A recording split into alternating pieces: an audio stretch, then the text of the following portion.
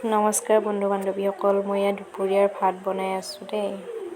চব মিক্স কৰি দালি চব্জি চব মিক্স কৰি এখন মানে চব্জিও নহয় দালিও নহয় এনেকুৱা অলপ জুলীয়া টাইপ বনাইছোঁ আৰু বেঙেনা ফ্ৰাই কৰিছোঁ। তাৰপিছত ভাজিলোঁ 5 আপোনালোকে মিনিটমান এনেকৈ সময় বনাই খায়নে বাৰু? 5 চব মিনিটমান একেলগে সময় দালিত দি। ভাজিলোঁ। ভাজি আমি উঠি কিন্তু এতিয়া বেছিভাগ পানী এনেকৈ অলপ খাওঁ, দিলোঁ। ল'ৰাটোৱে যিহেতু চব্জি বেলেগকৈ বনালে নাখায়, সেইকাৰণে আমি চব মানে দালিতে দি মানে এনেকৈ খাওঁ। খাই কিন্তু ধুনীয়া লাগে।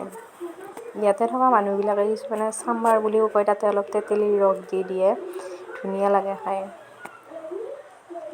আপোনালোকে যদি এনেকৈ খাই কমেণ্ট এটা কৰিব ক'বচোন বাৰু কেনেকুৱা লাগে খাই।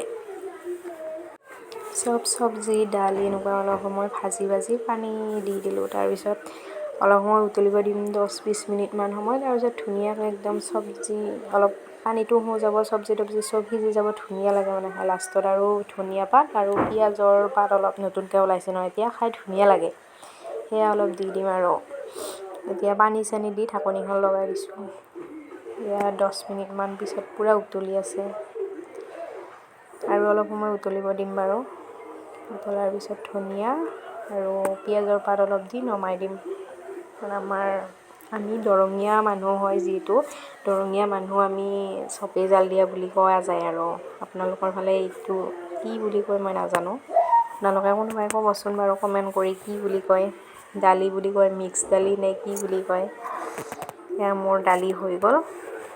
তাৰপিছত এতিয়া ল'ৰাটোক আকৌ সজাই পৰাই দিব লাগে, তেতিয়াহে মানে খাব সি ভাল পায়। ল'ৰাটোক সজাই দিছোঁ যেতিয়াও ইমান বাৰু নাখায়, হ'লেও সজাই দিব লাগে আৰু। এয়া দালি আৰু ভাত আৰু এয়া বেঙেনা ফ্ৰাই কৰিলোঁ বেচনেদি আৰু এয়া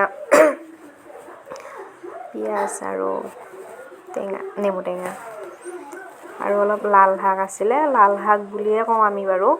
লাল শাক আৰু পালেঙৰ পাত কুটা নাই আৰু একদম ধুনীয়াকৈ ধুইছোঁ, ধুই পেলাই একদম গোটাই মানে অলপ সময় ভাপত সিজোৱা বুলি যে কয় সেনেকৈ।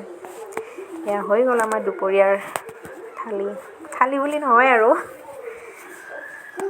একদম চিম্পুল। যিহেতুকে আমি মাছ মাংস এতিয়া আগতে খাইছিলোঁ আৰু আজিকালি নাখাওঁ।